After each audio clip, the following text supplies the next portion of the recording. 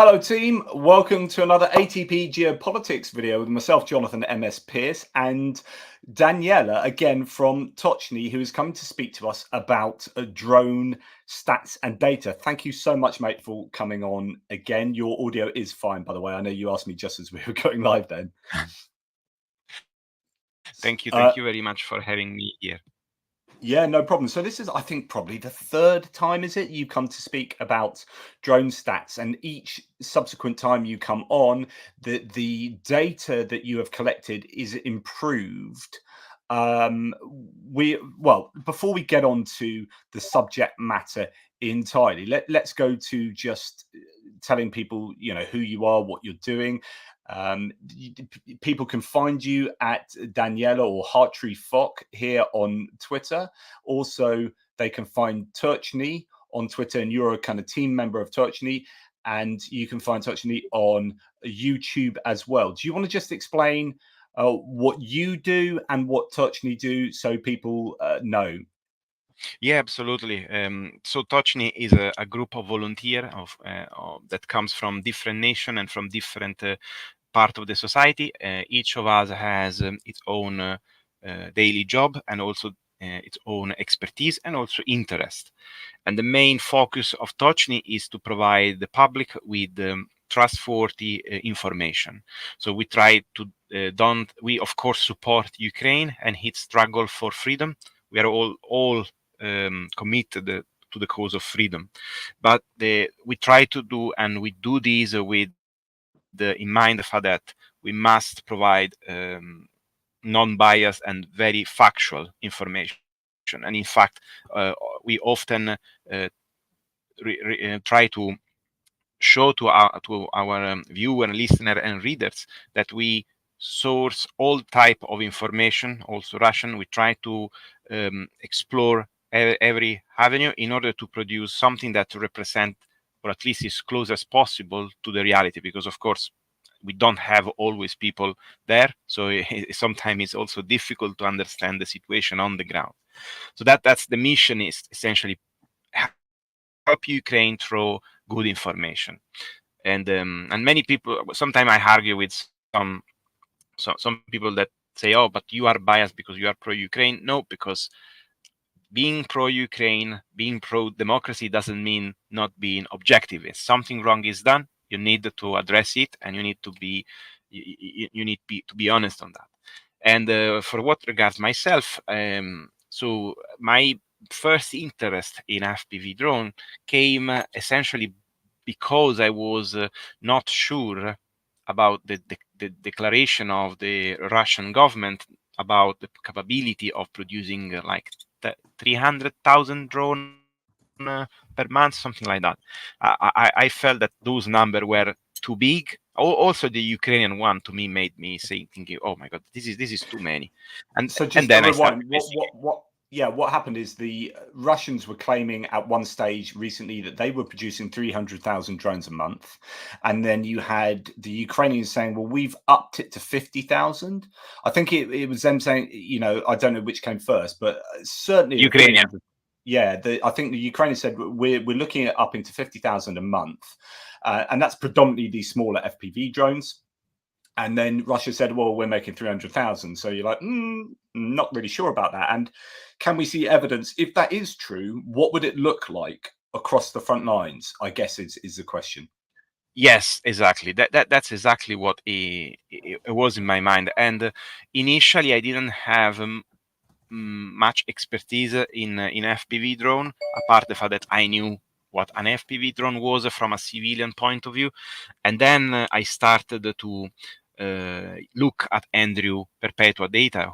Andrew is an associate member of Tochnyi, works in collaboration with us since the beginning, and he has a huge database that is growing and improving day by day, also thanks to the work of all his team member, but also thanks to the work that people like me do. Because, for example, the one of the topic that was very evident, and by the way, Andrew is one of the OSIN that I ever met that is very, very much, I always repeat, very, very much concentrating in producing the most accurate data, and this means also addressing the loss of lives of Ukrainians.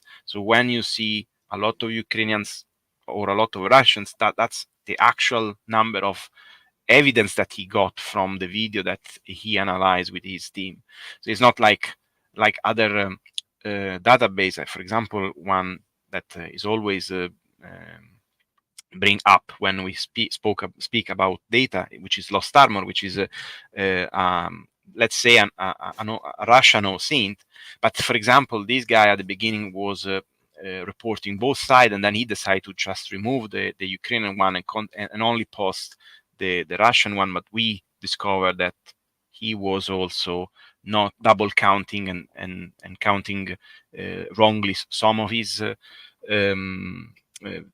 videos. So for this, and I know why he's doing these, but this is not the way on how we work, because it doesn't matter if Ukrainian has a bad day, that bad day need to be recorded, because from that we can produce information that, first of all, will not create, a wish casting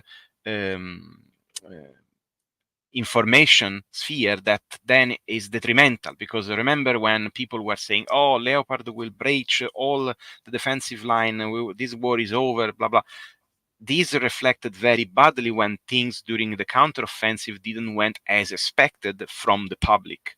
So being wish casting, being not able also to acknowledge when the Russians do something well, unfortunately, is wrong and is damaging the Ukrainian cause. It's never useful to have at your foundation of decision making information that is wrong. I mean, I would go back to the beginning of this war when Putin decided to invade Ukraine. That garbage in, garbage out. He had very poor information. If he had accurate information as to what would happen when he invaded, I don't think he would have invaded. I mean, I think that's the ultimate example of how you really need good information, even if it is against your kind of your desires, your preferences. You still need to know that stuff, because if you're going to make the best decision possible, it needs to be fundamentally based on accurate information. And so what you're saying is absolutely correct. No matter, whether it's uncomfortable to know that Ukrainians have lost a lot of stuff here. I mean, the Ukrainians will learn from that, or other agencies will learn best if they have the accurate information. Say, right, we don't want to do that again. Whereas if you're just fooling yourself with incorrect information, it's not going to help. Yeah, totally agree. And regarding the invasion, what I really think is dangerous is in a authoritarian regime, because there is only one leader. It's very difficult also to give the correct information, because I'm sure that there were sources, probably even more than what we expect, saying to Putin that now this is not gonna to work. But then, because he's just one leader, he decides what to listen. And that's the danger of dictatorship. And I mean, there are a lot of danger, but this is one of those. Instead, in democracies, everything is more slow and sometimes difficult to react to threat. But because there are more people having a say, there is more chance to listen and to take at least correct, the path. Mm. So what we're going to do today is look through. You've given a summary on a thread that I went through in one of my lost videos the other day. So many of my viewers will have seen me talk about this data, which I think is absolutely brilliant. As in, it's meticulously collected across social media. It is open source intelligence, which means it is intelligence available, not necessarily freely available. I was asked a question the other day that if it's behind a paywall, is it still OSINT? And my answer is yes, it's OSINT. It's intelligence that isn't OSINT, which is open source intelligence, is stuff like what espionage teams get or what a national government goes and get, and we can't find that out, right? That's not open source, it's not out there. So these can be behind paywalls, and that is annoying, and there will be certain sources that you might have to pay extra for, and that's indeed what happens with Andrew Perpetua having to pay for satellite imagery to get that better information. And so but this is open source. It's out there in the social medias, in on the internet, in different places, in books or wherever. And Andrew Perpetua and his team tirelessly, and I mean tirelessly, he works absolutely freaking hard. Like, the man gets no sleep, going over. Well, in fact, you tell us, how does his team generate all the data that you are using? So the data is generated through two, let's say, three avenues. The first one is a Telegram channel. Now, Telegram channel are harvested to a very large rate, and this is done essentially by looking at different type of channel that the group always update, because there are channels that becomes obsolete, other that are created, and in this channel you can find a lot of information, and there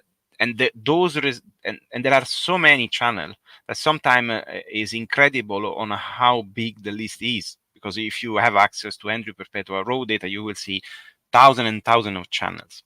So every day these channels are harvested, and all the videos and all the links, all the description are loaded inside a very large spreadsheet. But this is just the raw, the crew data. So then this group of people start to look at this data and classify them. So there are two types of data: those about losses of vehicles, troops, attack composition of different kind, from the FPV to artillery to whatever. But then there are also the report. This is an hidden work that is done, analyzing Ukrainian forces and also sometimes Russian forces report, which tell us how many strikes of different type have been. And this allows Andrew to have a very good situation awareness of what's going on the front line, but also behind. And this guide him when he does his mapping. So it's a very meticulous work of him and Geek and the rest of the group to try to understand, not just putting points on a map, but just understanding what's going on and give it some reasoning. And then there is the hard work of collecting the data of the strikes of different types, categorizing them, spotting which is a duplicate or not, which one comes from a year or so ago, and so on. Or sometimes understanding if a video has been recorded from different angles and reproposed by different channel in different ways. Sometimes we fail, sometimes we succeed, but this is a part of the game. But if you don't try to clean your data, you will end up with a lot of duplicates. And of course, there are duplicates, because when you have like 3,000 videos a day, you can do as much as you want, but something could be missing. And the beauty of the database is that we can always access, so we can always look backward and update it. And I've done this many times on FPV. I think what's great as well is, so we're looking at the moment at Andrew Perpetua's map, is that geolocating, really accurately geolocating, is the key to not getting duplicates. I would think, and I don't really know this for sure, but I'm guessing that, right, you've got a Bradley that's been destroyed here.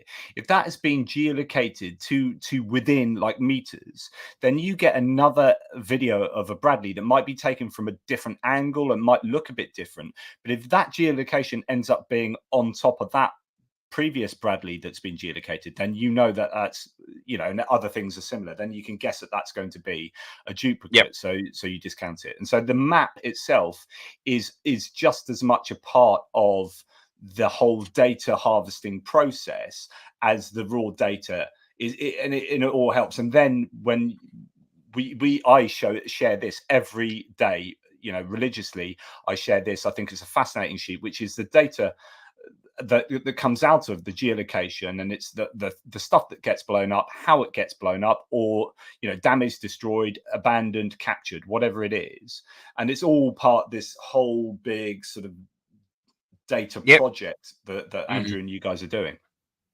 Yeah, no, and is also sided by other things like satellite imagery, but also analyzing video of different types, because sometimes you have a video just of reconnaissance, or in a video where there is a strike done, you can see and you can recognize an area, because these guys are doing this every day. So for them, the front line is very well not just a line, but a vivid representation of trees, building, trenches. So they recognize the places. So if they see something, they say, "Oh, look, that's the maybe that's the vehicle that yesterday has been destroyed. Oh, look, we missed another one," and then they may decide to buy some imagery to improve the counting. And this is something that costs money, so they try their best to do this with other sources. But at some point, they know that if they want to really to study a particular avenue of an attack because it's very hot, then they buy some images, they count the vehicle that are there, and then they update more. But honestly, my point is that, and also Andrew said this always, the database is the best they can do. Of course, it's not perfect. There are issues with that, but there are nothing compared to this. And also the level of details is insane. Geek is one of, I mean, at least for what I know, is one of the best geolocator I know. So this is also a testament to their human capability. There is no AI involved.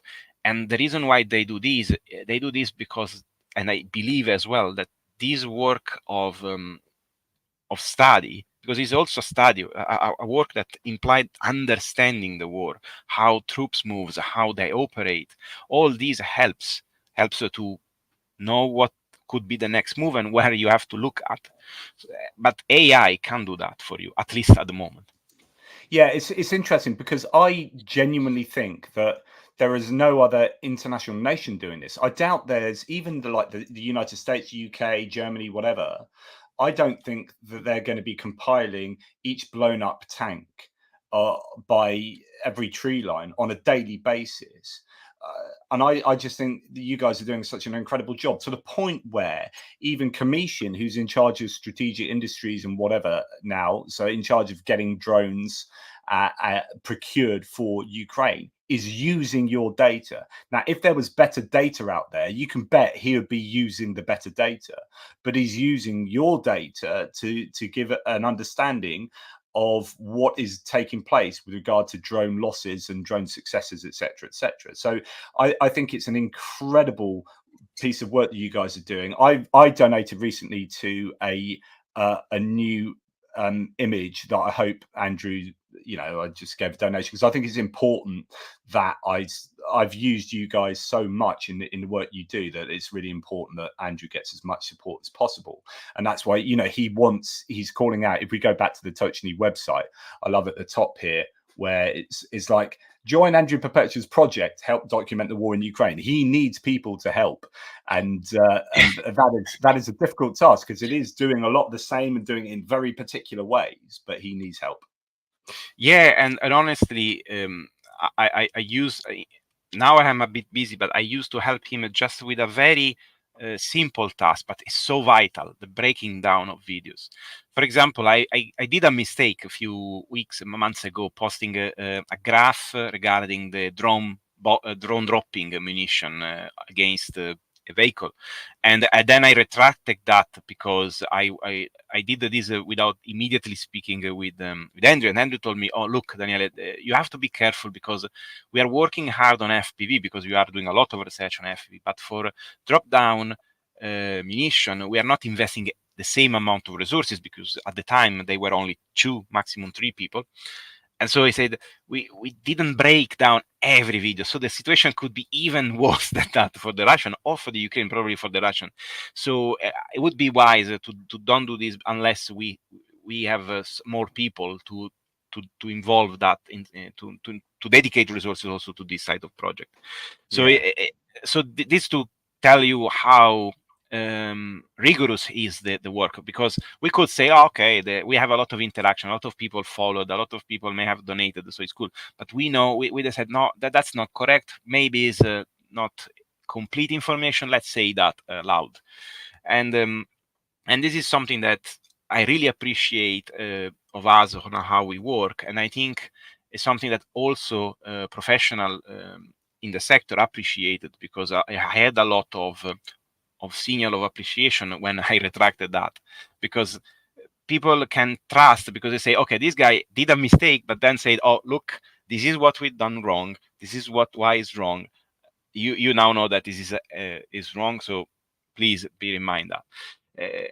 And it's not often, because people, especially on social media, tends to be feared of doing mistakes and admitting them. But this is the bare minimum if you want to do correct information. You have to be honest. Yeah. All the time. So you were saying is Telegram, I presume Telegram, Twitter, satellite imagery. Are there any other sources?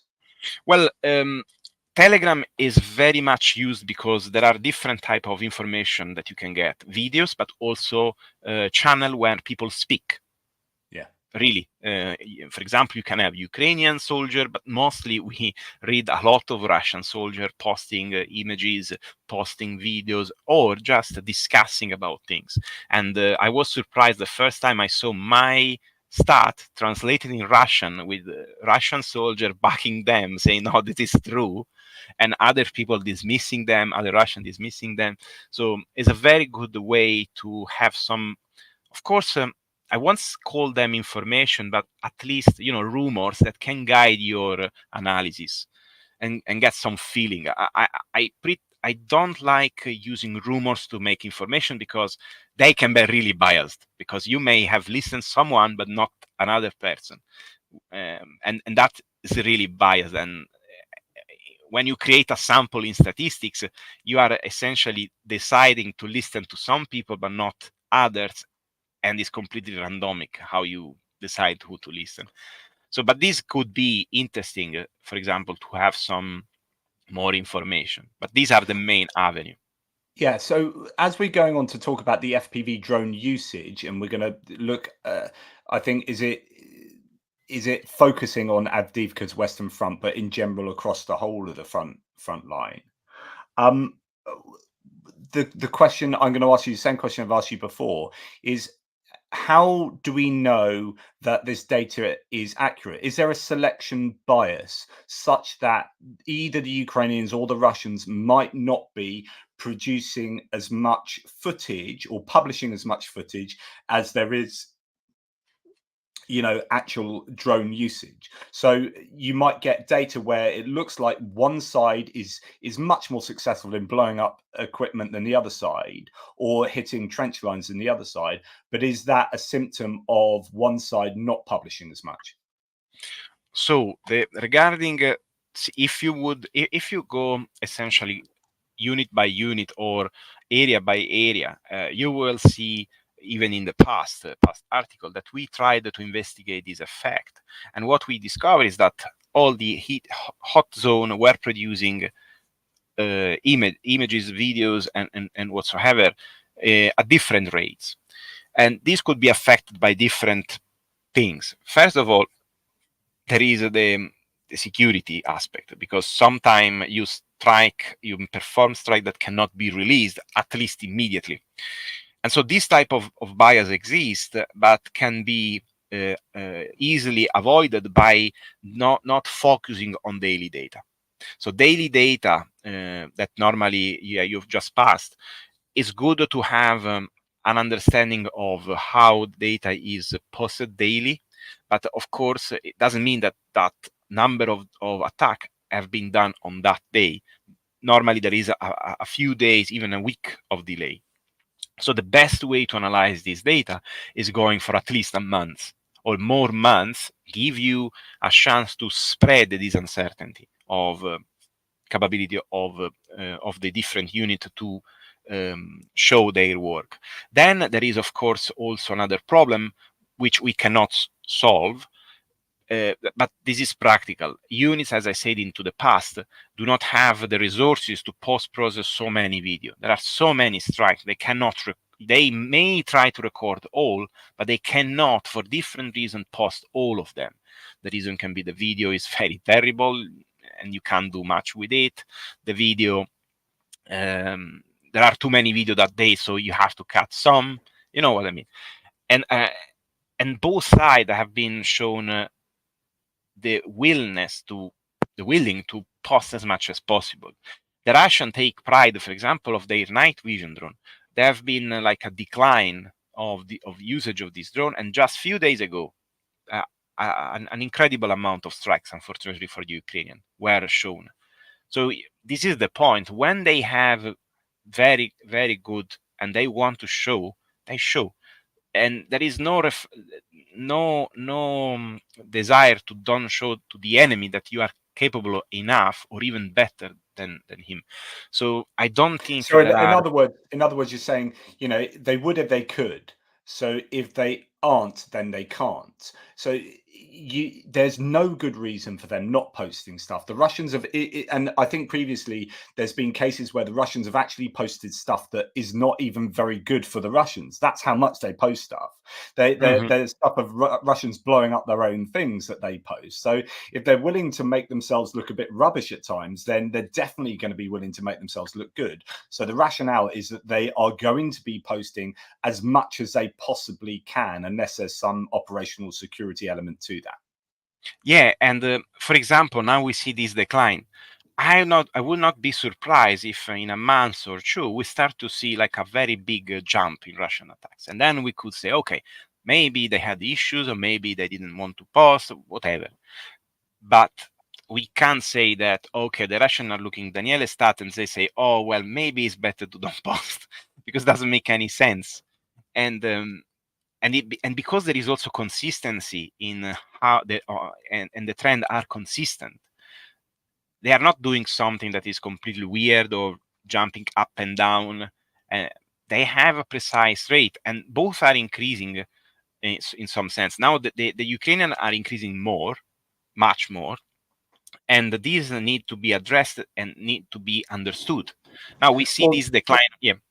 Well, let's put that in the context of the data then. So if I'm going to translate what you're saying here into my easy speak brain here. So in other words, like we've got a trend, and this trend going upwards here is going to be partly to do with you weren't collecting the data as well back here. So let's sort of take it from here that you've got this trend going upwards, and then the Ukrainians continue going upwards, but the Russians drop down. So either that's going to be something like they're changing their behavior in terms of publishing, or they are simply not using as many drones. Or not as successful with their drone attacks. So, and the idea is, well, if that's 2 months in a row, then some kind of change of behaviour. I don't know. It seems much more plausible that they are just not producing as many drones and not using as many drones. Is that kind of what we're saying? Yeah, I honestly think that they may have just issues in delivering the drone to the target, because there have been, and this the rumor kick in, which are slowly becoming more consistent rather than rumor, that Ukraine in the last few months did a very good job in stopping the Russian FPV drones from hitting the targets. And this could be a reason. You have a drop because you don't have a decent video, because you didn't have a hit.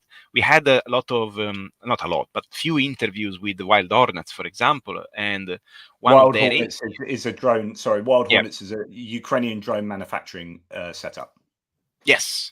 And they told us in a live, which I linked here, exactly the moment, they say, well, the Russian has a capability of reaching the target, so just arriving on the target, so passing all the EW, the difficulties in flight path, etc., of around 10%.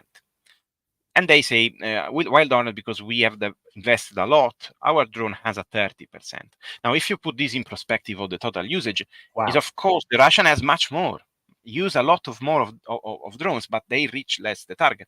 And for this reason, I always say this data is not saying about the efficacy or the total number, but it's trying to give us a usage which can allow us to see if there is a huge number behind, or maybe there is a competition. It's more a race rather than an overwhelmingly superiority of the Russian army, which essentially they like to say very loudly. But the data doesn't back this. Yeah, that's really interesting. So I remember speaking to Greg Terry, who I work with in terms of fundraising, and also went out to Ukraine with him. And he knows lots of units along the front line. He speaks to them. Him and Zhenya, they speak often. They're telling me, you know, the guy in Chaziv Yar was saying, no, definitely the Russians have got way more drones than us. And then you look at the data, and you're like, the data doesn't support that. But actually, you're saying the data might support that. It's like so that a battalion commander might feel like the Russians are using way more drones than they are, because they might be using more drones, but they're less successful. So they're flying around and they're kind of, everyone's feeling like they're threatened by them, but actually they're not getting to their intended target by a considerable margin compared to the Ukrainian drones that are more successfully getting to their target due to electronic warfare, due to what were the reasons that the Wild Hornets guys said about the Russians only having a 10% success? They didn't disclose too much, honestly, but they spoke about electric warfare, but also very methodic build. They do testing before shipping the drones, and a lot of Russian drone have been found like with the capacitor blow up just immediately after the flight, or other technical issues. So there is a manufacturing industry behind, which I come from an engineer side point of view. And when I interviewed this engineer from Wild Hornet, I couldn't stop to praise them, because they have done what I saw in satellite companies doing. So creating assembly line with the component, even wires already cut to the proper length for that specific component. It's not like a very, you know, as me and you go into a garage and start to assemble something. This is something that has a very high level of standardization. And standardization allows you to follow from the start to the end a drone, and being able to say, oh, that batch of drone had that issue. Let's review that and see where we can improve. And these in weeks help you, because you can solve a problem, or you can overcome a problem, or just fix a production issue. And Russian doesn't look having that. When you see all these pictures of their drone, they more or less have the same concept behind, but they change depending by the manufacturer, which is the unit that assembled, because some of these drones need to be assembled by the unit as well. This happened also in Ukrainian forces, of course, but the level of integration of the Ukrainian drone, for what I saw, is much better, and this could lead to a better system. Now, the last point that I want to stress about is, during our research with also Erland helped me in understanding this, is that if you look at the heat map, I published a couple of weeks ago, probably more, a heat map of different areas. And what you can see is that in some areas, the Ukrainians are hitting much harder the Russian, and in other areas, vice versa. There are some area of overlap, but it's very difficult to find real pure overlap. So this, what means is that the resource is scarce. You don't have so much to have everyone with thousands of drones. So some areas which are more important for one side have more drone than another. So maybe the commander in Cheseviar has much more problem, and they have, because I know that they have. There is a lot of drone activity in that area, but the Russian in just outside Adivka now, unfortunately, they advanced, but in that area they have been wrecked by FPV drone from Ukraine. And they, in fact, in their channels, in Telegram, they say there are drones everywhere. So there is this problem. And this is a bias, which is not a bad one. It's not telling us a false information. It's telling us that the usage of the drone is not like consistent along the entire front line, but has hotspot for both sides. So when you interview people, you need to interview people along the entire chain. And also when you read the report, you need to be careful, because reports are filled by people, and people can be in difficulty sometimes to even quantify the level of attacks that they get, because they are pounded by artillery, mortar, FPV, and so on. So there is a difficulty in gathering these informations. Unfortunately, this information is classified, so we cannot access to these. so we cannot comment on that more than this. But what I saw is that there is not a uniform distribution of the attack, which can lead to one area or one side say that there are more of the opposing forces, and vice versa. Yeah, so it's really interesting when you see, let's just bring it up this from the Kyiv Independent, mentioning media number of Russian drones on the front lines has doubled in 3 months. Yeah. And the first thing I saw when I saw this, and I reported that to my viewers, but the first thing I thought is like, I wonder what the data looks like from you guys, from Tochnyi. You know, what will we see? I mean, you know, how reliable is this claim? Does that mean that the successful strikes have increased to the same degree, etc., etc.? I can tell you that the is a nightmare, because the number of attacks increased drastically and is exponential growth, to the point that I posted a few weeks ago. I will try to find and then share with you. I posted like an image of I guess was maybe a month ago or 2 months ago. Our geolocation was nearly close to 80%. So we Geek and the group were able to find the location of these attacks for both sides nearly to the 80%, so more than 50% for sure. But due to the sheer number of attacks in March, this number plummeted, because there was like 3,500 attack from Ukraine, and we could locate 800 because it was so big, the amount of work to do. And the Russian instead was around 1,000, and then most of them, half of them were located. So the point is that the number of attacks in general is increasing. That's without any doubt. That's so interesting. So what the caveat then to that is, although they say the number of Russian drones on the front lines has doubled in 3 months, I wonder what the number of Ukrainian drones on the front line, and it could have even more than doubled. So that's saying, oh, this is terrible, the Russians are doing more. But actually, you look at the data, and when the Ukrainians are saying we are producing X number of drones, and you genuinely think that that's probably true, that they really have ramped up, then it could be that the Ukrainians are even outpacing that Russian increase. However, well, we'll come on to this article now then. So what can you tell us from your analysis of the FPV drone usage up to the end of March? So the usage of the drone has been increased, and I can confirm these by, if you look every stat, there is an increase from Ukrainian side. And you can, this is the daily one. You can see the daily one for Ukraine increased quite substantially. There are a lot of spikes, but those spikes are not like better operation. It's just more videos being released that day.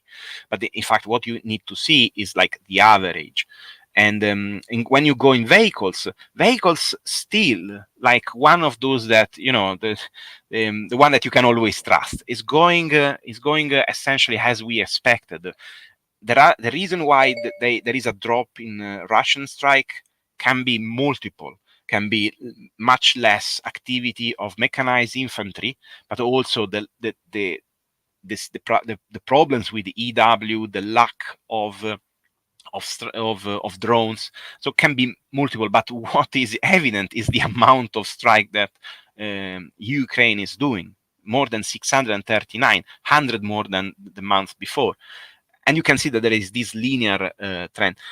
In addition, as you can see, I call this the M graph. In reality, it's not even a M. I don't know how to call it, but you see those in December. There is this down valley for Ukraine. That was the hard moment. But after that point, and we know this was mostly logistical due to the problems in delivering and the drones to the units, and also problems into receiving parts. So there was like a shortage of drone. So we could see the shortage of drone from Ukraine. Why we cannot see the same? Why the Russian should not be visible? This is another important aspect of this data. So, of course, if you go down, you will see another important data that is about position, and position is pretty much staggering. Russia stayed more or less at the same level, but Ukraine increased a lot. Now, we know why this is happening, and it's happening because of Avdiivka, because the Russian pushed out from Avdiivka and all the surrounding areas the Ukrainian forces, and they took defensive position and start to in order to start to prepare the advance that now they successfully pushed north from Avdiivka. But in that period, there were a lot of strike on the former position of the Ukrainian forces from the Ukrainian against the Russians. So this is why we had this huge peak. I'm quite sure that huge peak will plumb in April, because now is more it becomes more stable. So I wouldn't say that this is because the Ukraine have more, but just because it's more a situational ground observation, for example. I think it's important also to remember the holistic view. So although the Ukrainians have this massive advantage in successful usage in FPV drones, if we looked at artillery successes, it might look very different. And if we look at aviation, like guided glide bombs, then the Russians have a massive advantage. And the reason why I think the Ukrainians are putting so much effort into drone usage is precisely because they haven't had artillery ammunition.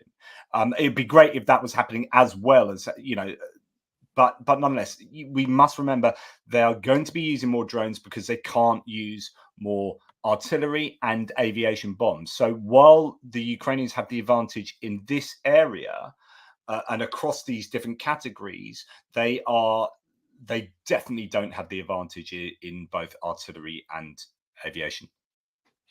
Yeah, I totally agree. In fact, we can say that this type of weapon system is used in a way that mitigate these issues, but cannot substitute the other two. In fact, at the beginning of the article, I state that there are three reasons for the fall of Avdiivka, and two of these are artillery rounds and the FAB bomb, essentially the guided munition, the guided bomb from the airstrikes of Russian forces, which have been relentless. And absolutely. Yep.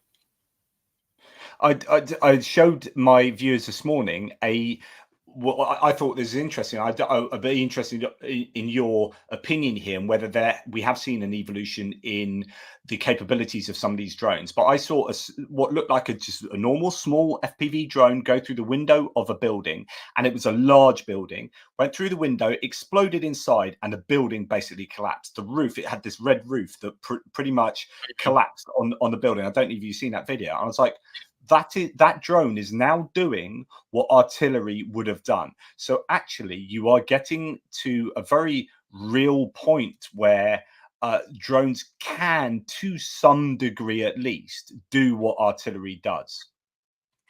Yeah, essentially, you have to think about that. First of all, depends by the building. Some building may not be that affected, but the FPV drone will give more option to a commander to decide what type of weapon use, and so save, for example, artillery munition for other harder target, which may need more shelling, and then use a more precise guided munition like an FPV drone that costs him $300-400 and it's done. So it's a tool. You have to see it's not like a wonder weapon. I really dislike people that say, this type of weapon is going to replace everything. No, it's going to change everything, because it's going to add difficulties and adding dilemmas, as the surveillance drone now makes us more exposed. So it's much harder to surprise your enemy. It's much harder to make a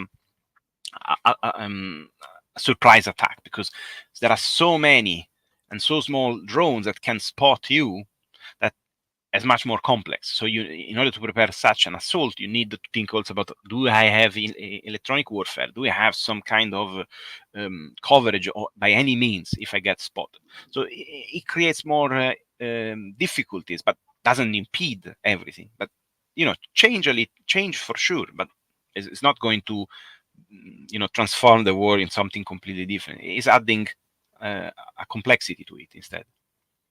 So let's go back to your article then, and talk us through, like, how do you want to talk us through some of this other data then? What do you want us to understand what's going on?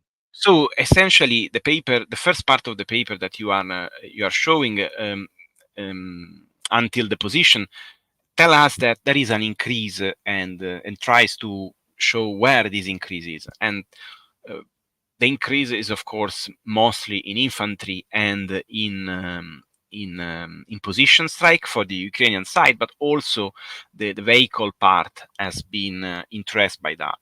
And there is a continuous increase, as we said. The Russian, on the other side, are at least in March, show this decline. Now, you can see that in February was the usual, and I didn't expect to increase. I expected that just the vehicle one, I expect to be at the same level, but now this is a halved. So because all stat went down, the only one that stayed steady is the position one.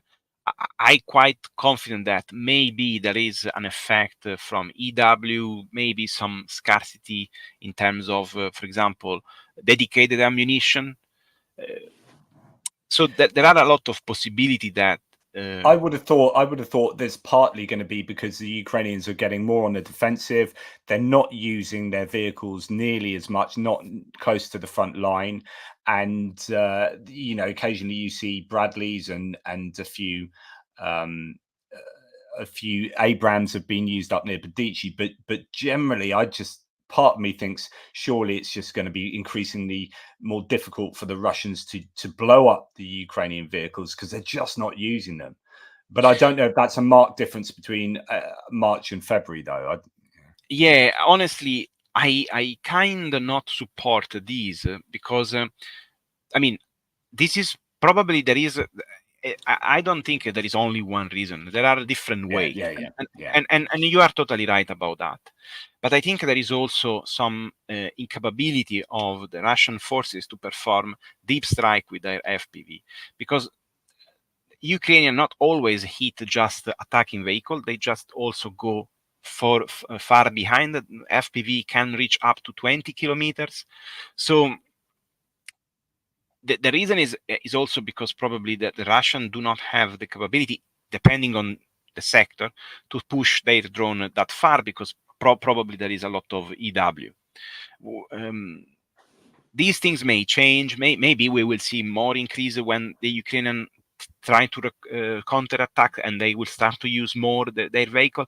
But I think that the Russians are prioritizing the use of FPV on infantry and positions because they know that this is the best way to deny to the enemy the capability of defending, which for them is vital to push forward with their mechanized brigade.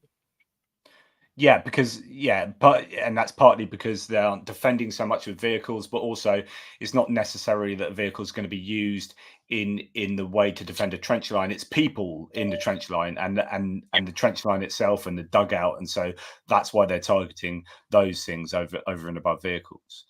Interesting. And so, what makes you think that? I mean, there's a difference here. There was a dip in attacks on infantry for 2 months. What do you think that's all about for the Russians? Yeah, that is what surprised me, honestly, because in all honesty, I strongly believed that was like an artifact, that was some external factor there, but then you can still see that they more or less plumbed on this lower level. Now there are different possibilities, and as I said, there is a lot of talk about EW.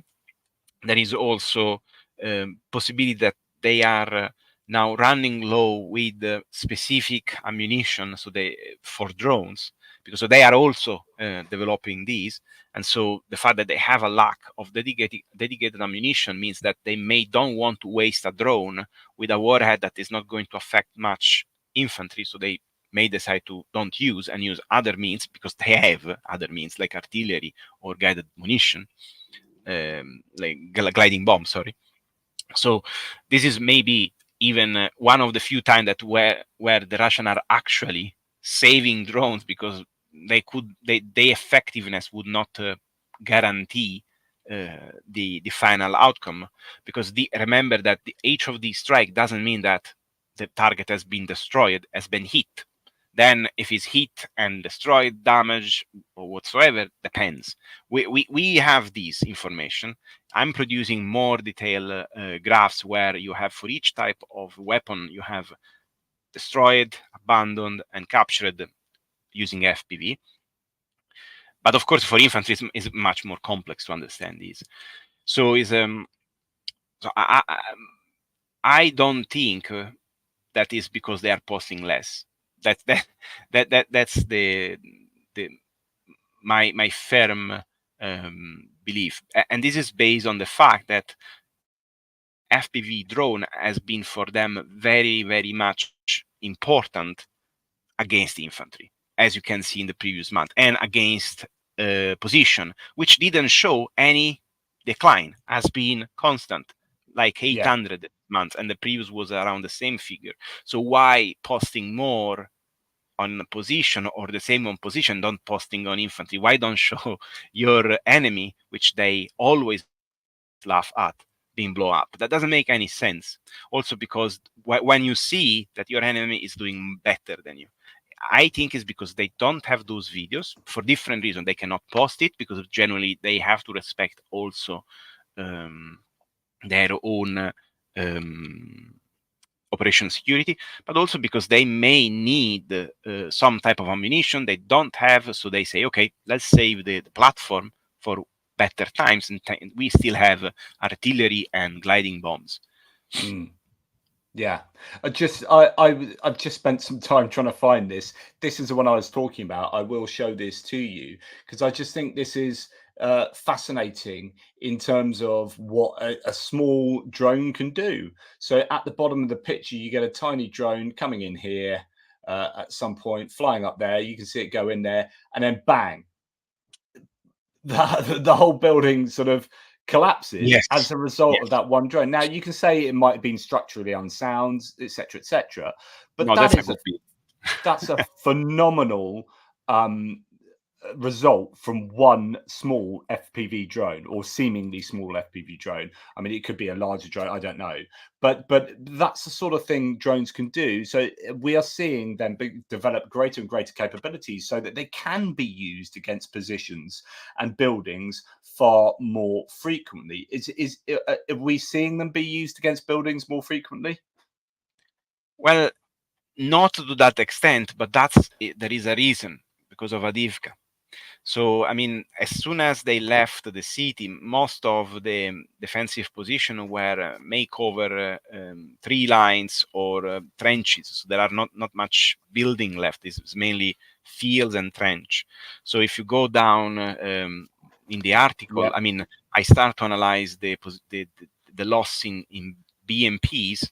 So just to give you an idea, so if you go up, now we jump to another topic for a second, but in the article here, I decide to show the total number from the database of all the BMPs of any kind destroyed, damaged, and captured, and this to give you the number. By the way, just to let the viewers understand this, the colors are flipping in terms of what's good. So this is good for Ukraine, that there's lots of red here, because this is destroyed Russian. This is destroyed vehicles, and 440 vehicles of the Russians have been destroyed by the Ukrainians. Sorry, just had to set that out. No, thanks. You just spotted something that I didn't spot when I produced the graph. By the way, the graphs that you see are produced. I mean, I do the previous version that you may remember, and then our graphic designer Chris, who does this stuff. Chris is the artist. He's a legend. Yeah, he's amazing. And so you can see essentially the steep growth in losses of the Russian BMPs. Now, why this is important, and why I place this here, is to make people understanding when offensive operation started and initiated and ramped up. And you can see that more or less since since December, but even November.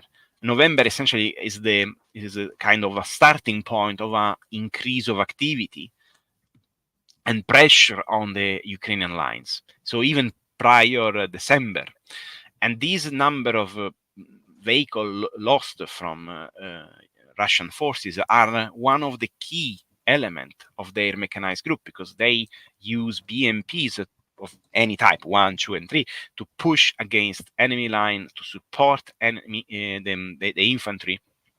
And now we see other type of vehicle being used, like and this is a signal that that mighty fleet of vehicles, they start to crumble down, because start to become much it's not less sustainable. Surely it's not sustainable. Yes, because this is essentially only what we see.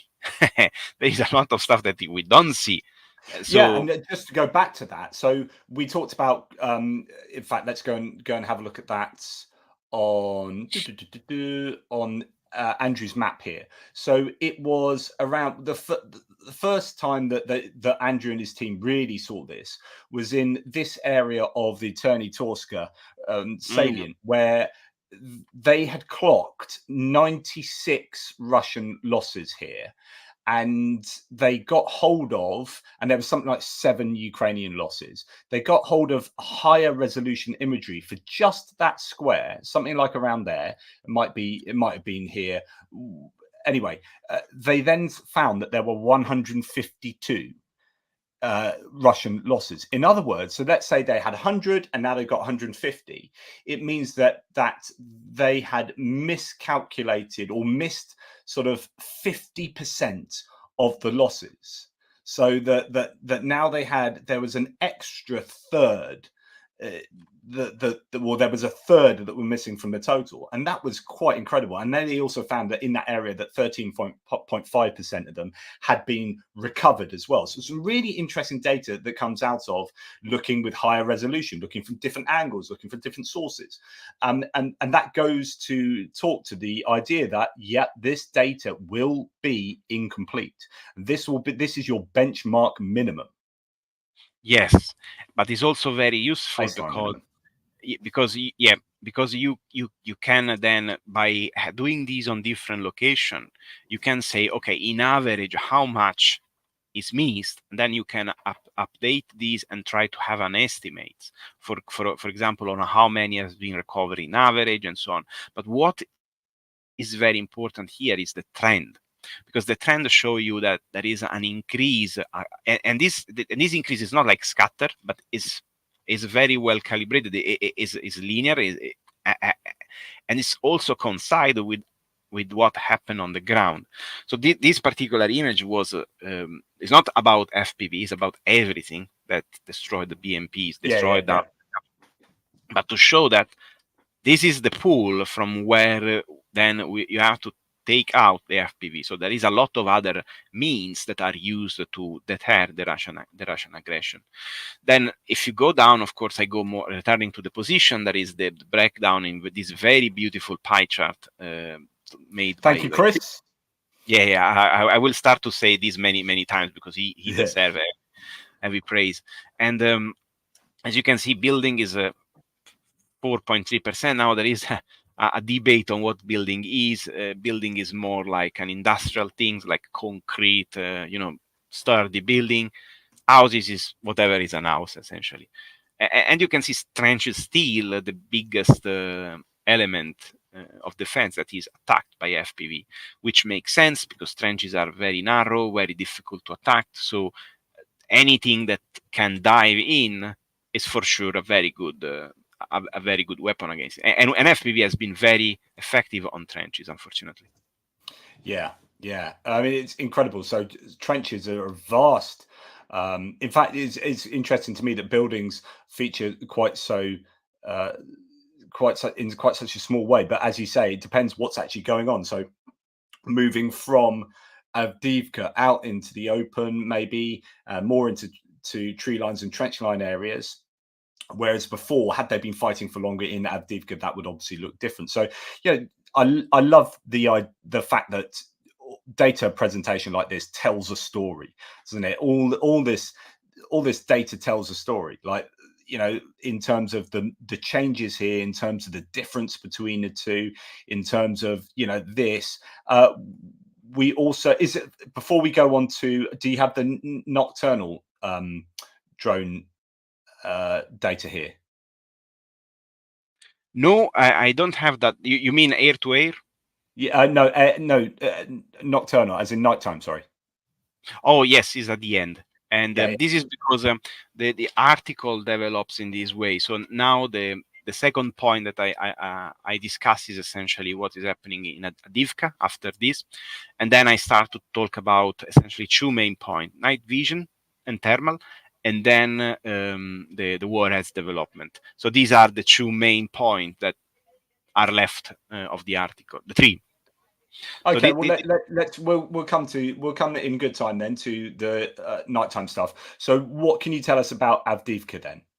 Okay, so this is. I want to first of all praise another analyst who is Paulette. He has a very nice account. Poulet Volant. I Yeah, used to use Poulet Volant loads. He's a French mapper who's really great. I'll find him for people. yes, I really encourage everyone to follow him and look at his work, because he's is very very nice, because he do not only use data from different sources, including Andrew, but he also put his own effort in trying to explain what's going on, tracking units, tracking movements, and I really I was put essentially to attention of his account from Masset, is another French OSINT, because he showed me his maps, and what I've done in the article was, okay, so take Avdiivka to the last day of the month and try to superimpose the strikes using FPV drones from both sides. Now this area is overwhelmingly having much more attacks from Ukraine. And then this is what you discover. So most of the attacks are on roads and some particular position. And if you look at the essentially the direction of attack of the Russian forces, you can see how they overlap. They overlap exactly. They match exactly with those, and also with the real lines. So this is to show essentially how Ukrainian forces use these new type of weapon system to try to delay, because of course you cannot stop everything just with FPV drones, but they successfully delayed and sustained the biggest impact of the fall of Avdiivka. And this happened in a very strategic way, because if you try to zoom, the images should be quite good quality, so you should be allowed to see the details.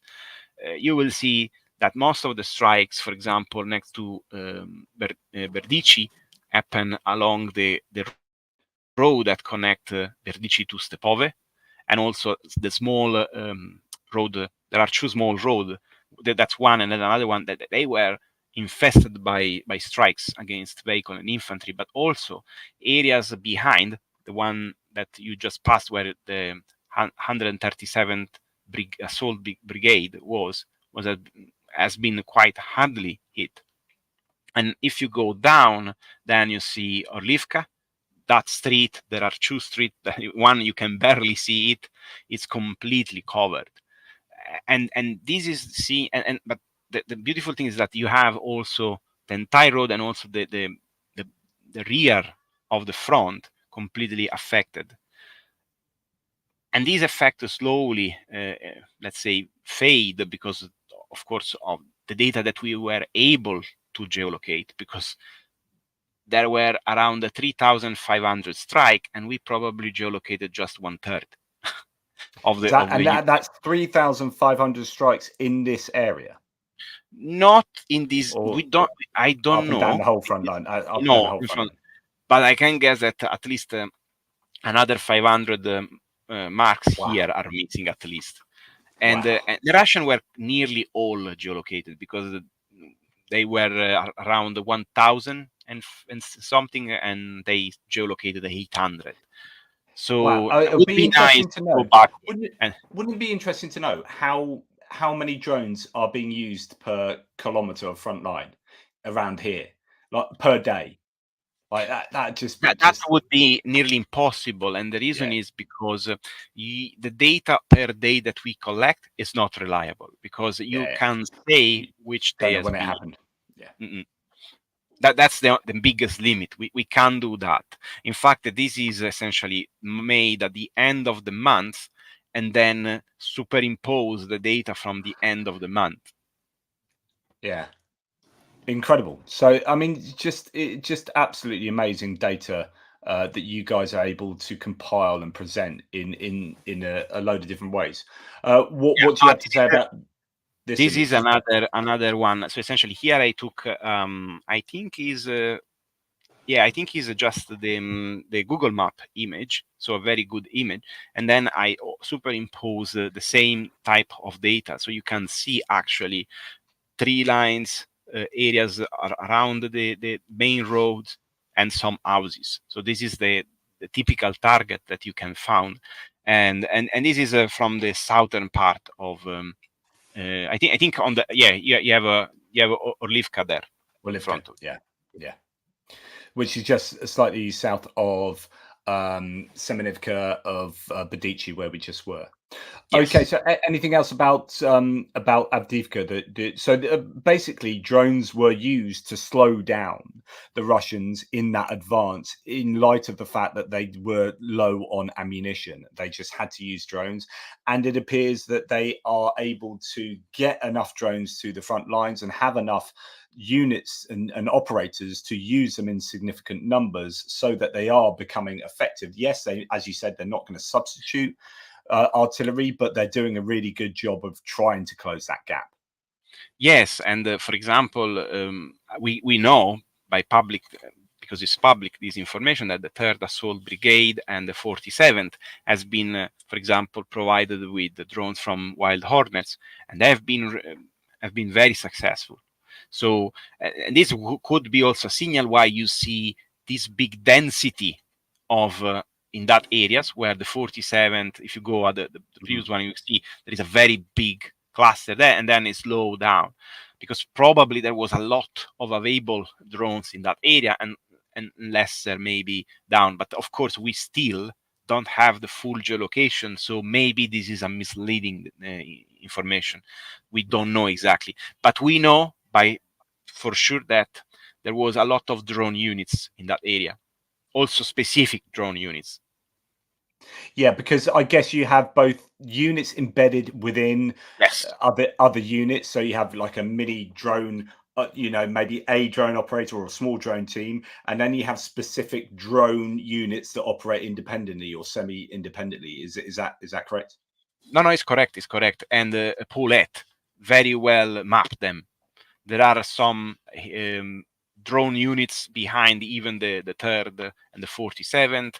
There is, I think, next to special operation, there is another one.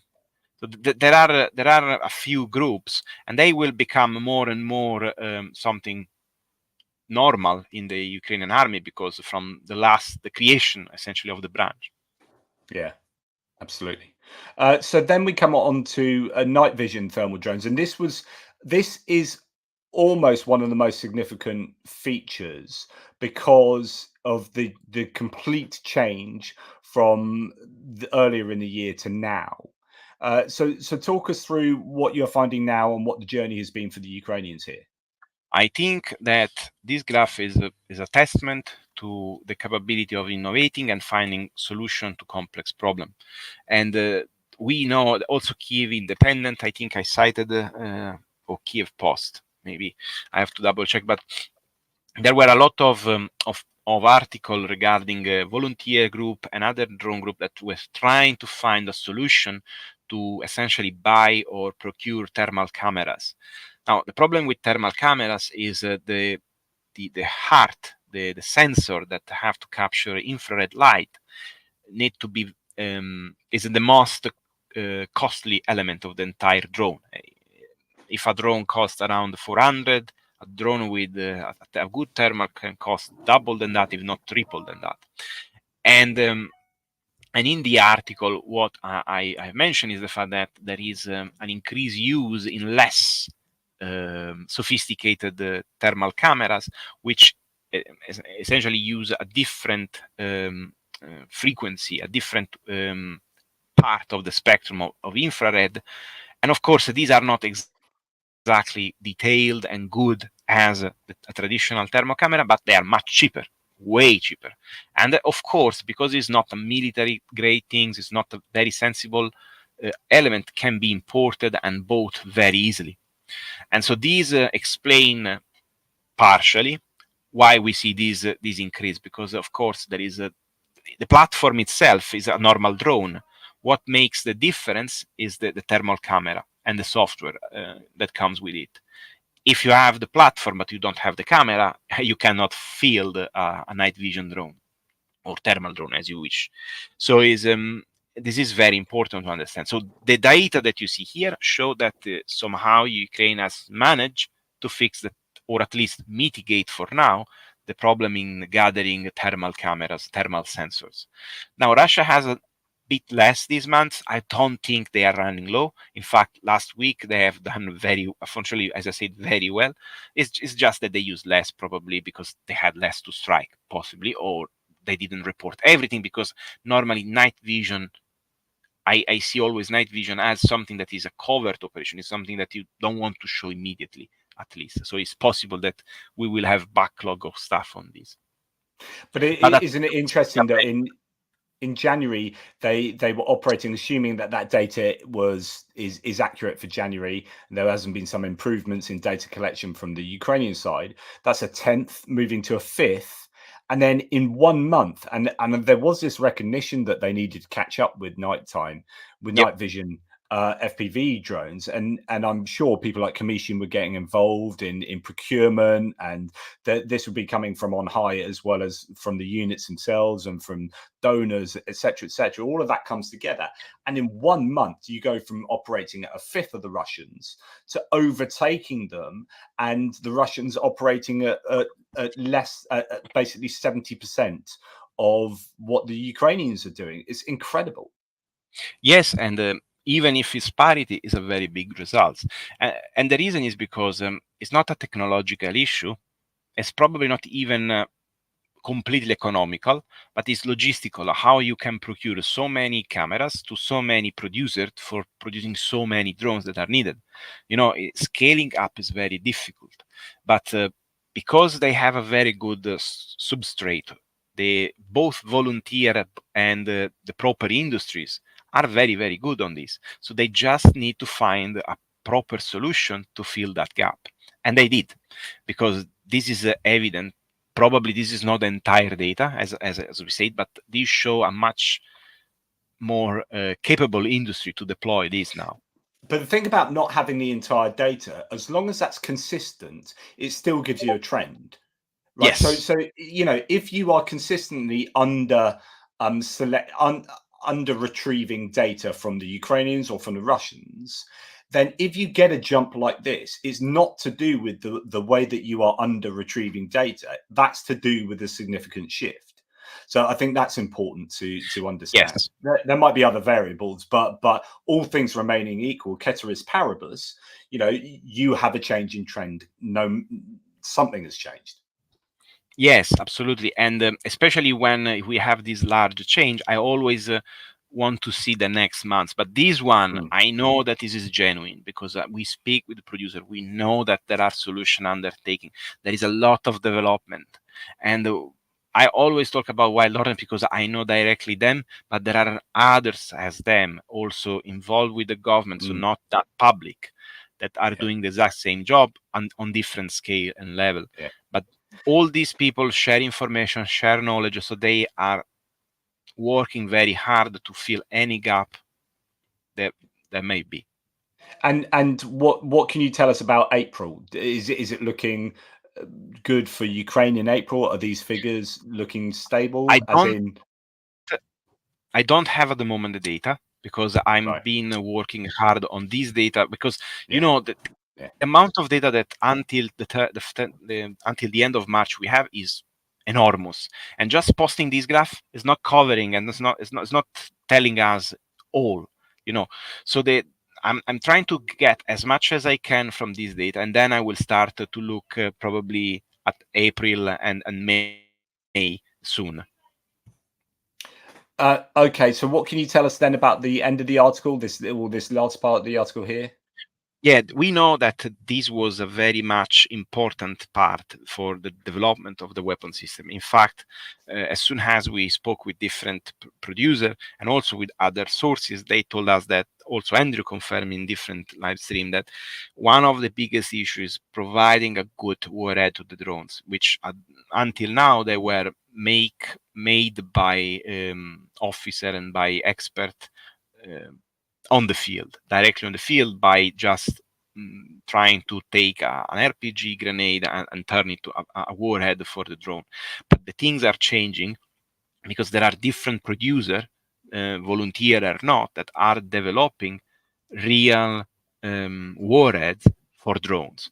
For example, the EFP or the EPP are one of these. And these are, for example, already available for different type of drones. These are anti-tank munition that would increase the effectiveness of a drone. And but at the same time, there is incendiary munition, anti-infantry munition. That the development of this type of munition is incredible, and the rate and at which they adapt and change as well.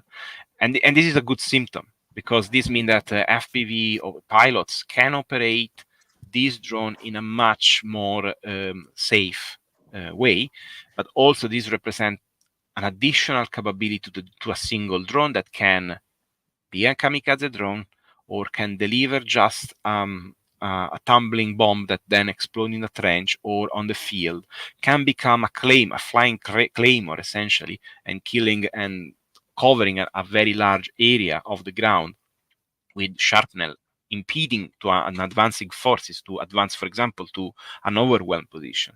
So you open the portfolio, let's say, of a commander in an incredible way, because you can just plug and play different type of munition from the same platform. So yeah, exactly. So the way I understand that is that initially, when FPV drones were coming online, you essentially had an RPG-7 warhead that you'd whack onto the bottom of the drone, and then you fly as quickly as possible into whatever, and it explode. And then that's broadly what's happening, and it's developing and developing to the point. But of course, that wasn't ideal for the different jobs. There will be certain, you might want airburst, you might want something that's got a greater chance of getting through the armor of a tank, so you need some kind of armor piercing capability. And also, these are dangerous things to put together if you're doing that in a dugout with you and your mates, and then one of these things blows up and you're like, oh dear. So if you can have these made bespoke for at scale for these units, such that you can take off one kind of explosive device and put on another, and do that completely safely because it's been designed to do that, and then you can fly it away without the feeling that you might blow up at any point. And obviously, this is going to be much, much more effective in what it does anyway, because it's bespoke for whatever target you're trying to attack, but also just safe for everyone. It's just better all round. Jonathan, I don't know, but you were breaking down very badly. I don't know if it's me or... It might, yeah. My internet seems to have lagged out a little bit. So I'll tell you what, you keep talking. Okay, yeah. No, yeah. I mean, the one of the most important things here is that when the FPV drone arrived, there were essentially two warheads. One is the RPG-7, but then there were, for example, just a piece of explosive with an igniter. So essentially, it was very rudimental, but also very effective. But the problem is that when you have to throw to your enemy 1,000 of these, you can't anymore rely only on,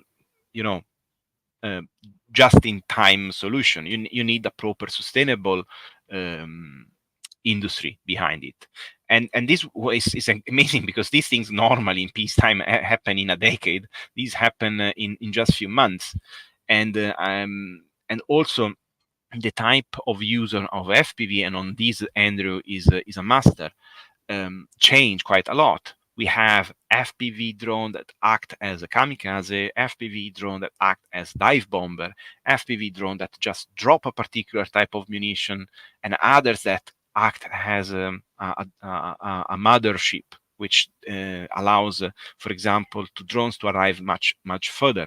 So the development is incredible, and these reflect. Now we go to the last part on the effect on the actual equipment. For example, these are tanks, and so you can see that overall more than 207 tanks has been damaged, 33 has been destroyed, and only 9 abandoned. Now this could look like a small things, but as you said, this is of course only what we get. But if you capitalize in the amount of cost of one drone and the amount of cost in a damaged tank or a destroyed tank, is a lot, and it create any damaged equipment needs to be repaired, and so is a weight on already struggling logistic.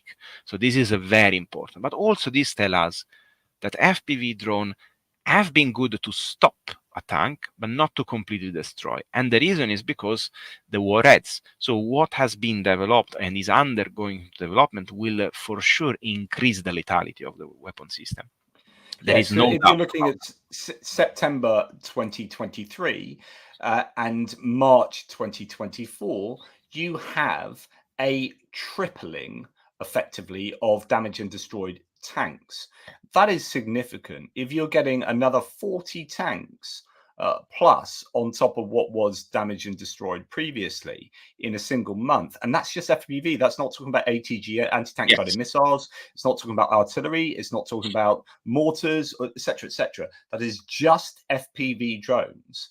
Then these things are making a serious difference at the moment. Yes, and then if you go down to a less armored vehicle, but not less important for the Russian army, you will be surprised because this show you the goodness Wow. also did. So first of all, look at the exponent, how it grows from 60 that's and then incredible. So this should remind you the previous graphs of the drones usage, and this is a good sign. So these tell us that there is a relationship between the two, a direct one. And of course, here the damage and the destroyed are in a different ratio because, of course, BMPs, now I'm mixing here, BMP 1, 2, and 3, so they have different capabilities, but they are more affected by the FPV drones. And the reason, of course, is mostly due to the less armor. So this means that any improvement here will increase more the black results, so the destroyed one, probably also the abandoned one, against the damaged one. So we want to see more blackness here. But I'm preparing also other plot for other weapon system, and I will release soon, and they are very fun. But the main point here is that you can see the data is very much matching with the usage of FPV drone in this specific type of charge. And what's interesting to note, this high point here, as in it was higher than the month after, this was October last year, which is when Avdiivka was attacked initially, and the Russians lost a phenomenal amount of kit attacking Avdiivka. And the Ukrainians, yes, they had some more artillery that they could use compared to now, but the drones were taking out a significant number of vehicles. And that was at that time, that was like, oh my goodness, the Russians are losing loads. It just goes to show how bad it has been for the Russians over the last couple of months. I know people on the ground are like dooming about Russia losing ground. Ukraine losing ground, and how terrible it is for the Ukrainians. Morale is low. They need boots on the ground. They're losing kilometers. They've made the mistake up at Uraine. The Russians are moving on. They're using aviation really effectively. But when you understand the costs that are being incurred by the Russians, and you look at this data, and this is empirical data to support the claims of the general staff, really, that the Russians genuinely are getting a really big bloody nose by more than that, a broken leg and a dislocated collarbone by attacking at the moment. The gains that they are making are coming at a huge cost, and that huge cost, I mean, we were not laughing, but it was terrible in October, the number of vehicles they were losing. Well, they are losing 4 times as many as according to open source intelligence as a result of first-person view drones. Just incredible. Yeah, absolutely. And it's important to understand that all these has been done with the resources that are still under development. All the capability in both production and research are still going. It's not like a javelin that has been, researched and you have trained for years and years. So for this reason, these data are incredible, and also it's important to remember that this is not the end, and these type of data need to be used to force also in more support for Ukraine, because the more support there will be in the future, the more capability of reacting to the current situation, the better will be the outcome, because we cannot win only with FPVs, even if we double the amount. But FPV can be, the way on how we cheaply and safely also erode those capabilities of the Russian. Once this capability has been removed, we are removing decades of vehicle produced and stored, even from the Soviet Union. Once this capability is removed, they will have a problem, and we need to allow Ukraine to be ready for that moment. I did a thread today on Jumpy. Well, it was one of Jumpy's threads on my loss stats about the stockpiles of NTLBs. So the old APCs that the Russians use, and they are now down to something like 921, of which now this is on satellite imagery from 2023 predominantly. So this is way out of date. But they are down to very low numbers of NTLBs in deep storage. And of those that he had found, there was a good deal of those that would be cannibalized and unable to be refurbished, and et cetera, et cetera. And so we are getting to a point where the Russians are going to start really, really feeling it. I think we've already done that. Andrew Perpetua often talks about how the numbers of vehicles used in each attack is now much lower than it was like 2 years ago, a year and a half ago. So already there is this effect. I have a question for you, which is that with regard to a capability asymmetry between Ukraine and Russia, whereby Ukraine might have some advantages. Well, first of all, do Ukraine have capability advantages? And the second part is, whoever gets an advantage, the other side eventually learns how to do whatever they're doing. So how can Ukraine keep say a drone or an FPV drone advantage over the Russians? Is it just in the scale of producing? No, absolutely not. And this is what Russian will probably do. Will try to learn just enough to have a good system and then outproduce. But the problem in doing that, especially with FPV, is that electronic warfare will change, and then you have to change again most of your kits. So Ukraine and in generally the West is slow to react sometimes, but the good thing is that it's good to adapt, because the fact that there is also a kind of how the Unite 24 and the government, but also these volunteer groups works on the base on competition.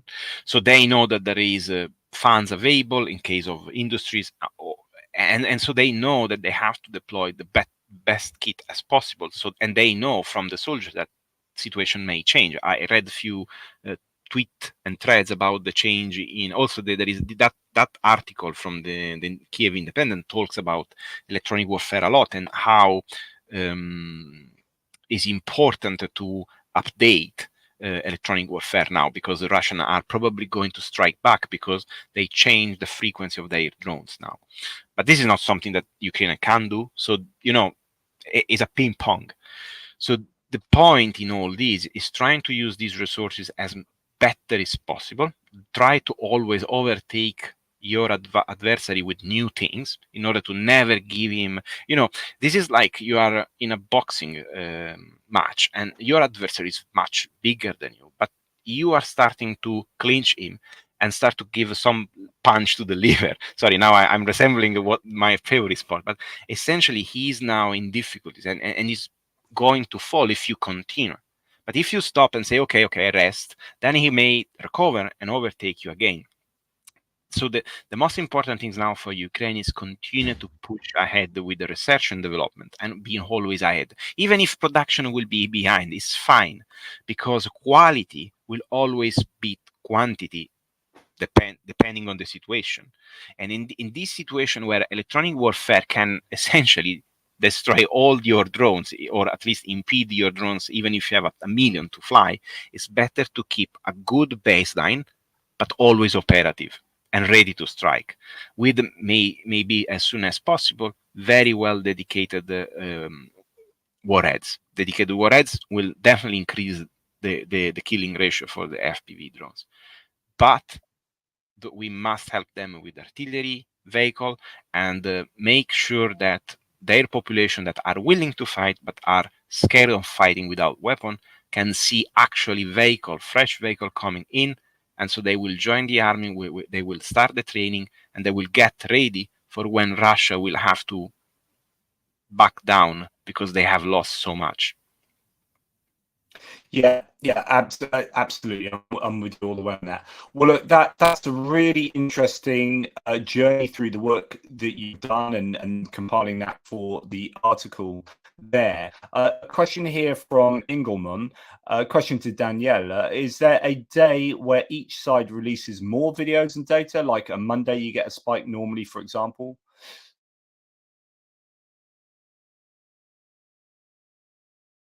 Hello? Yeah, sorry. No, I wouldn't say that there is a particular day. I never look at that honestly.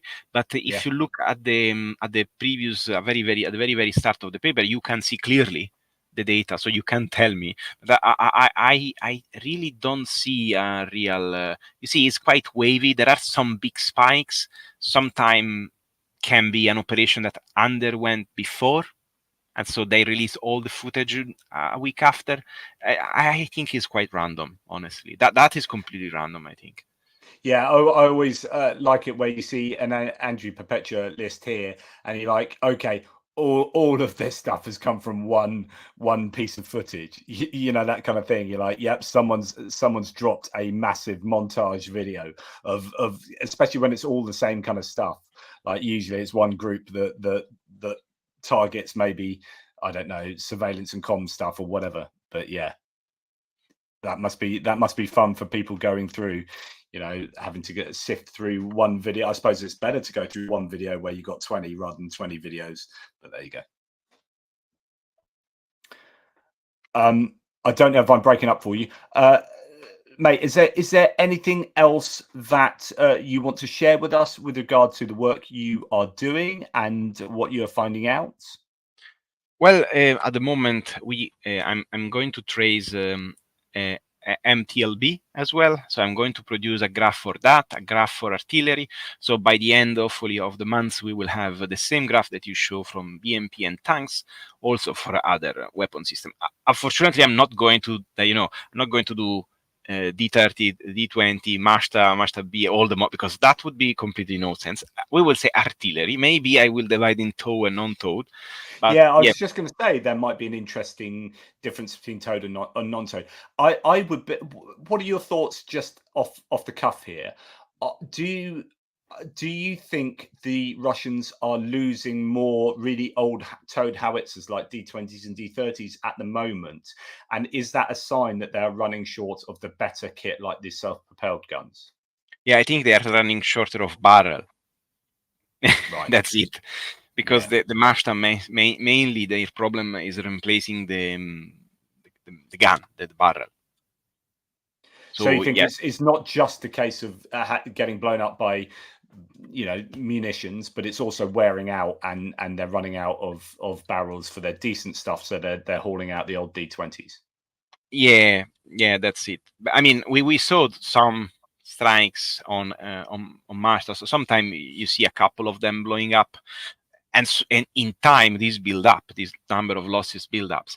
But the fact that they have more ammunition, of course, means that they use it, and so their barrel will wear down. And the fact that they have to take from storage the guns to replace just the barrel of their self-propelled one means that they don't have a reliable production now. Of course, that this need to be taken. But with the activity, the deep strike activity in Russia, especially on oil refinery, on steel mill, which I encourage as much as possible, that would be more and more complex. For example, if you destroy a production site of steel that produces bars, thick bars, you essentially destroy a site that could produce barrels, because the easiest way to produce a barrel, I mean the oldest one, is to start from a bar, from a circular bar, and then you make a bore, and then you have to radial forge it, of course.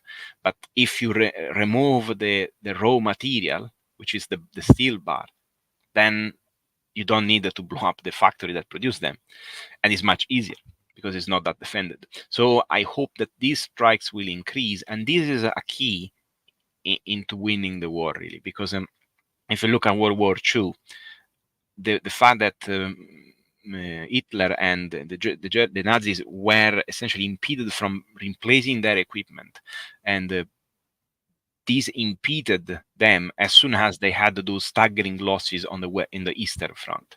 So this is very important. That they have to be destroyed on the battleground, but also we need to allow the Ukrainian to be able to destroy the military target in Russia that produce weapon. Because by doing this, the war will be shorter and a lot of lives will be saved. Yeah, I mean, we are hearing so much about these strikes into Russia on the one hand, but on the other hand, actually, there's an awful lot we don't hear about. We don't know. So you get these images of like smoke coming up from some site somewhere in some region, and you're like, oh, this is a drone strike by the Ukrainians on here. They hit here, they hit that oil refinery, that hit that metallurgical plant. But you don't really know what they're going for. And of course, what you're saying is that these are really important places that if we take for granted when I report them on a daily basis. What we're not realizing is that actually that could be the end of then the Russians being able to make barrels for their guns, and so therefore they're having to get D20s out of long-term storage, and that is a really significant strike. So we just don't know the success the Ukrainians are having. Yeah, I mean, other for example, why hitting hard the oil industry is good. It's not only a point of destroying their capability of doing, diesel or petrol, but their capability of producing lubricant. All these machines need oils, lubricant, and if you destroy that type of industry, your vehicle will run out of that. So they will have more maintenance to do, more time. Their equipment will need more time to be delivered back to the front line. And of course, they can buy from China. They can buy from either other company, but this means delays, and this is what you want. Absolutely. I was just you've just got me looking. I was just trying to see if I could Google World War II and the success of the Allies in taking out sort of German factories for that, but I haven't given myself enough time to do that. Look, mate, I really appreciate all the wonderful work that you've done and the very clear explanation of the data that you have compiled and presented. I implore everyone to go and find Tochnyi on both YouTube. So where are we? Go and find Tochnyi on YouTube. Go and find them on Twitter. Give them a follow. Give them a subscribe. Remember, when you subscribe to anyone on YouTube, make sure. Oh, I haven't got that. Make sure that all is pressed. It will default to personalized, and that's what is done there. You need to make sure that all is pressed so that you do get all, and that applies to all of you guys who subscribe to me. Many of you say I don't get notifications. Partly that could be if you haven't got all ticked off there. And then we have Tochnyi on Twitter and Hartree Fox or Daniele on Twitter, and he summarizes his articles in a really digestible manner, so that's really useful. But go and check out the original articles, which are on the Tochnyi website that you can find at tochnyi.info, and it is a wonderful thing these guys are doing. It's about accuracy, it's about OSINT. It's about freely available data for us all to enjoy and use. So if you can help these guys out for what they do, I'm sure they'll be deeply appreciative. And I just want to, on that note, thanks so much to Johnny Christensen, who is a Danish superstar. He is, at least in my mind, he is. Nice live. Have to walk my dog. Love from Langeland. So thanks, Johnny. Really appreciate that, mate. Have a lovely walk of the old four-legged friend there. Mate, is there anything else you want to add that you don't think we have covered? No, I think we covered everything. And Chris Jones have made.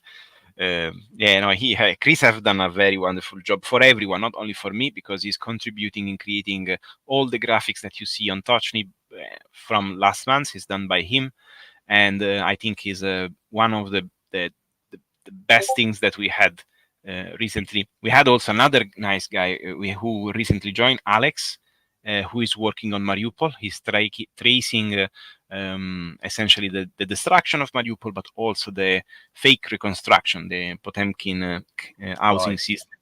Now, he still don't have published that research, but and I don't remember his handle, but I will send to you, because it's a very, very nice piece of work, and I really think that it will be very important once this war is over to trace back the war crime committed in that city. Excellent. Well, really great stuff, and keep up the great work. Everybody, thank you for having lively chat in the live chat. Really appreciate you spending time with us too as we talk stats and talk drones. And I'm sure it won't be the last time we do it as well, Daniela, because I'm sure you're working on the next month, and then we'll have a look at any changes of data and behavior if you are up for that. But in the meantime, mate, I really appreciate the time you spent with me. Thank you. Thank you very much. Okay, well, look, everybody, you take care. I should be getting a mapping update done at some point this afternoon. But thank you very much for everything, Toodle Pips, and I'll speak to you soon. See you. Bye-bye.